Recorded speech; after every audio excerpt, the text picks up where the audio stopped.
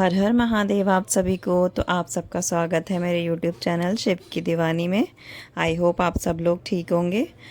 तो आज हम एक ऐसी चीज़ के बारे में बात करने जा रहे हैं जिसके बिना ना तो हमारे व्रत संपूर्ण होते हैं और ना ही हमारे व्रत शुरू किए जाते हैं। यदि आपने वो चीज़ नहीं करी तो भगवान उस व्रत को स्वीकार नहीं करेंगे, और यदि आपने व्रतों के बाद वो चीज़ नहीं करी तो उनका जो है समापन स्वीकार नहीं किया जाएगा। तो इसलिए ये जो चीज़ें हैं आपको करनी बहुत ज़रूरी है। तो आप कोशिश करें कि ये जो मैं अब आपको आगे बताने जा रही हूँ कि क्या दो चीज़ें हैं हमारी व्रत में, सावन के सोमवार के व्रत में या कोई भी हम व्रत रखते हैं उसमें बहुत ही ज़रूरी होती हैं वो चीज़ें करनी। तो वो दो चीज़ें क्या हैं? तो चलिए, आप सब जैसा कि जानते हैं कि सावन के सोमवार के व्रत शुरू होने वाले हैं। इस सोमवार से सावन के व्रत शुरू हैं, और इन सावन के व्रत में हमें शुरू करने से पहले सबसे पहले जो चीज़ है वो है उन सावन के व्रत का संकल्प। संकल्प, किसी भी व्रत आप शुरू करने जा रहे हैं उसका संकल्प लेना बहुत ही आवश्यक है। यदि आप व्रतों का संकल्प नहीं लेंगे तो आपके व्रत नहीं लगेंगे। ये जो चीज़ें पुराणों में भी लिखी हुई हैं और ब्राह्मण भी यही बात कहते हैं। तो इसलिए आप जब भी कोई व्रत रखना शुरू करें तो संकल्प अवश्य लें। संकल्प के बिना जो है कोई भी व्रत मान्य नहीं होता है, और अगर आपने रख भी लिया तो वो आपके नाम पर नहीं माना जाएगा। मतलब वो व्रत जो है आपको अपना नाम गोत्र बोलकर, जब आप उस चीज़ का संकल्प लेते हैं ना जिस प्रकार, तभी वो व्रत जो है आपकी जीवन में ऐड होता है। तो इसलिए आप जो भी व्रत रखें, चाहे वो पूर्णमासी का हो, सोमवार का हो, 16 सोमवार का हो, बृहस्पतिवार का हो, कोई भी व्रत हो, उसका संकल्प लेना बहुत ही आवश्यक है। तो और संकल्प लेने के बाद जो भी व्रत आपने रखे हैं उसका अध्यापन करना उतना ही आवश्यक है जितना कि संकल्प लेना।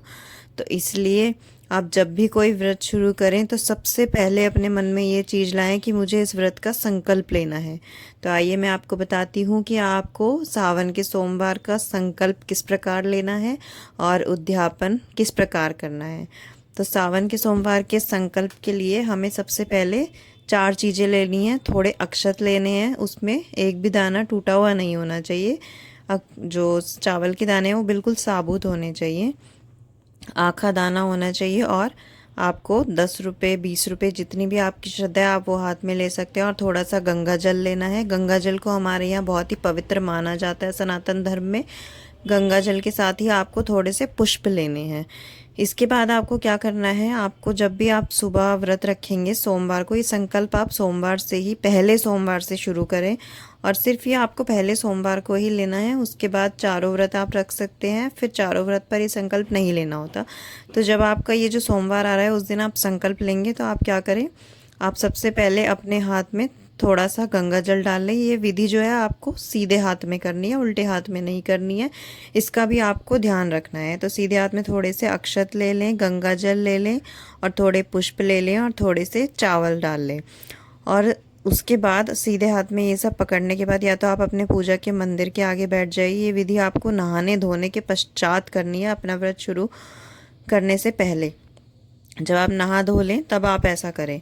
तो अपने हाथ में ये चारों चीज़ें लेकर आपको बोलना है, मैं, अपना नाम बोलिए, उसके बाद अपना गोत्र बोलिए।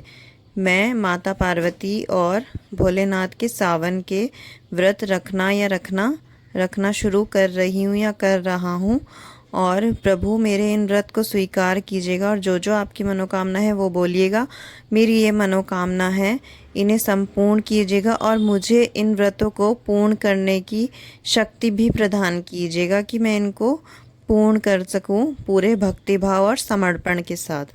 उसके बाद आपको ये जो सारा सामान है, ये जो चारों चीज़ें हैं, अपने हाथों से शिवलिंग पर, अगर आप बाहर के मंदिर में कर रहे हैं तो आपको शिवलिंग के पास छोड़ देनी है, और यदि आप घर के मंदिर में कर रहे हैं तो भगवान के चरणों में इसको छोड़ देना है और इसको वहीं पर रखे रहने देना है। यदि आपने घर के मंदिर में किया है तो आप ये जो सिक्के हैं ये, और ये जो है चावल के दाने, ये आप अपने बाहर के मंदिर में जब आप जल वगैरह चढ़ाने जाएंगे अभिषेक करने, तब वहाँ ले जाइए, वहाँ पर आप इसको शिवलिंग के पास रख कर आ जाइए।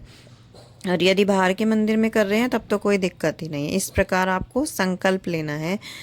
तो ये हो गया संकल्प। और मैं आपके चारों व्रत रखूँगा। ये जो आपकी मनोकामना है वो आप बोल दिए। यदि आपकी कोई मनोकामना नहीं है, आप ऐसे ही रख रहे हैं, तो आप ये भी बोल सकते हैं कि प्रभु मुझे शक्ति दीजिए और मुझे जीवन में सफलता दीजिए। जो जो आपकी मतलब विशेष हैं वो सब आप बोलकर इस प्रकार आप संकल्प लें। और जो भी चारों व्रत हैं वो पूर्ण भक्ति भाव के साथ, पूर्ण समर्पण के साथ और पवित्रता के साथ रखें।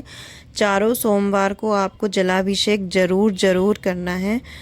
आप मंदिर जाकर जलाभिषेक करके आइए। और जलाभिषेक करने के बाद जो है दोपहर में फलाहार कर सकते हैं।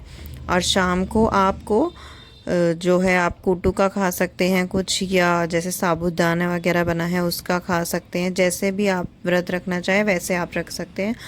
आप चाहें तो पूरे दिन फलाहार भी कर सकते हैं, जैसे भी आपकी श्रद्धा हो उस प्रकार आप पूर्ण भक्तिभाव से अभिषेक भी कीजिए और व्रत भी रखिए। इस व्रत में जो है अभिषेक का बहुत महत्व माना गया है। तो आप हर सोमवार को ज़रूर जाएं। और जल ले जा रहे हैं तो जल ही ले जाएं। यदि आपके पास समय है तो आप पंचामृत भी ले जा सकते हैं। पंचामृत तो आपको पता ही है, जो होता है हमारा दूध दही घी शहद और जल वाला, ये आपको ले जाना है। और जैसे भी आपकी पूजा होती है, और एक दिया अवश्य लगा कर आए मंदिर में जाकर, तभी आपकी इतनी सी पूजा से भी भगवान जो है खुश हो जाएंगे। उन्हें ज़्यादा कुछ मतलब करने की ज़रूरत नहीं है। आप सिर्फ इतना भी कर लेंगे तो वो सिर्फ आपका भाव देखते हैं। ये सब नहीं देखते कि किसने क्या चढ़ाया, कितना बढ़िया चढ़ाया, कैसा चढ़ाया। वो सब बात की चीज़ें हैं। पहले भगवान आपका भाव और आपका मन देखते हैं। तो आइए अब बात कर लेते हैं उद्यापन की। तो किसी भी व्रत का अध्यापन आप कर लेते हैं, उसके बाद ही वो व्रत जो है संपूर्ण होता है। तो अध्यापन में आपको क्या करना है, जब आपके चारों व्रत हो जाएं तो अध्यापन आपको चौथे व्रत वाले दिन ही करना है। जब आपका चौथा सोमवार का व्रत होगा तो उस दिन आपको जो है दोबारा से भगवान से प्रार्थना करनी है चौथे व्रत के दिन कि प्रभु मैंने आपके व्रत जो है पूर्ण भक्ति भाव से श्रद्धा से किए हैं, कृपया इन्हें स्वीकार कीजिए और मुझे मेरा मनचाहा जो भी वरदान है वो दीजिए। और मुझसे इस व्रत के दौरान कोई भी भूल चूक हुई हो या कोई भी अपवित्रता या किसी मन भाव में कोई बैर आया हो तो उसे क्षमा कीजिए। आपको क्षमा प्रार्थना करनी बहुत ही आवश्यक है। क्षमा आप हमेशा मांगे व्रत के बाद, क्योंकि कई बार होता है हमसे अनजाने में कोई भूल हो जाती है। हमें कई बार खुद भी नहीं पता चलता कि हमने ये भूल कर दी है। अगर भूल नहीं भी होती है तो कोई बात नहीं, आप क्षमा अवश्य मांग लीजिए। भगवान से क्षमा जो है मांगते रहना चाहिए। हम जाने अनजाने में बहुत सी गलतियां कर देते हैं, पूजा के दौरान भी और अपनी जीवन में भी।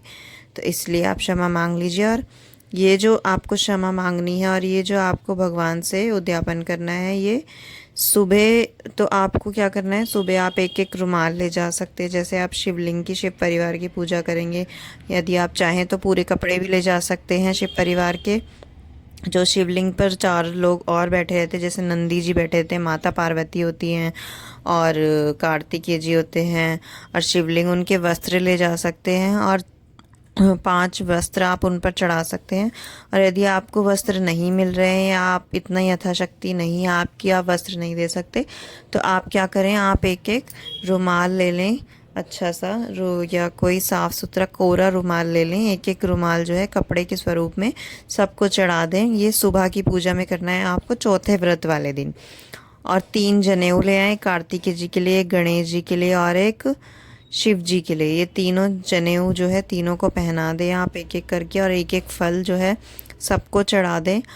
और उसके बाद आपको शाम को जब आप अपना व्रत खोलने लगें, खोलने से पहले ही आपको ये करना है, खोलने से पहले आपको एक आटे का चूरमा बना लेना है, या जो भी आप भोग लगाएंगे, जैसे जिससे भी आप व्रत खोलेंगे, खीर से खोलेंगे, खीर पराठे से खोलेंगे, या गुड़ या आटे का चूरमा जो होता है, गुड़ रोटी का जो चूरमा होता है उससे खोलेंगे।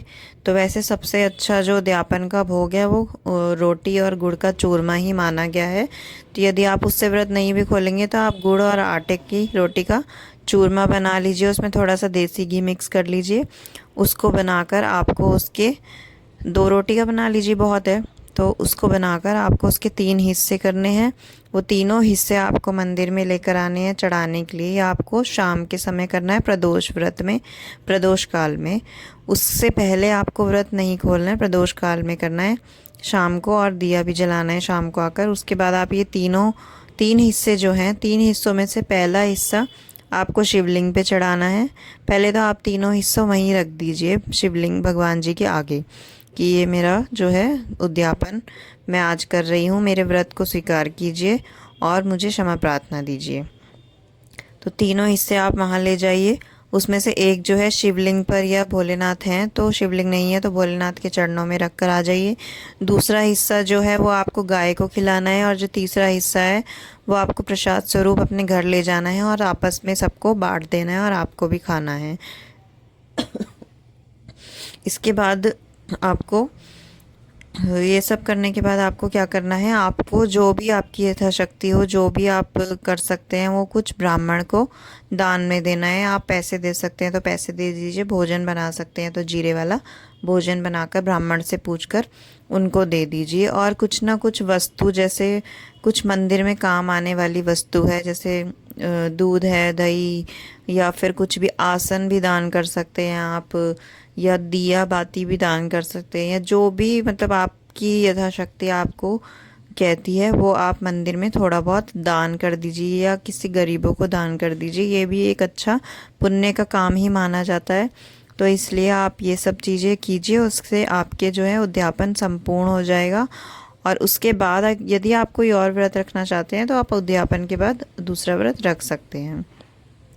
और जो सुबह आपको रुमाल चढ़ाने हैं वो चढ़ाकर आप जब घर आ जाएं तो आपको नॉर्मल ही व्रत रखना है, जैसे आपने हर सोमवार को रखा है उसी प्रकार व्रत रखना है। ये जो चूरमे वाला जो है ये आपको प्रदोष काल में शाम को करना है, आखिरी व्रत वाले दिन, चौथे व्रत वाले दिन, चौथे सोमवार वाले दिन। तो आप इसे अवश्य कीजिए और आगे भी मैं आपको ऐसी जानकारी देती रहूँगी। अगर आपको वीडियो अच्छी लगी हो, इन्फॉर्मेटिव लगी हो तो प्लीज़ इसे लाइक कीजिए और मुझे कमेंट करके बताइए कि आपने ये उद्यापन किया या नहीं, और आपको मेरी जो है ये वीडियो कैसी लगी, और चैनल को सब्सक्राइब ज़रूर।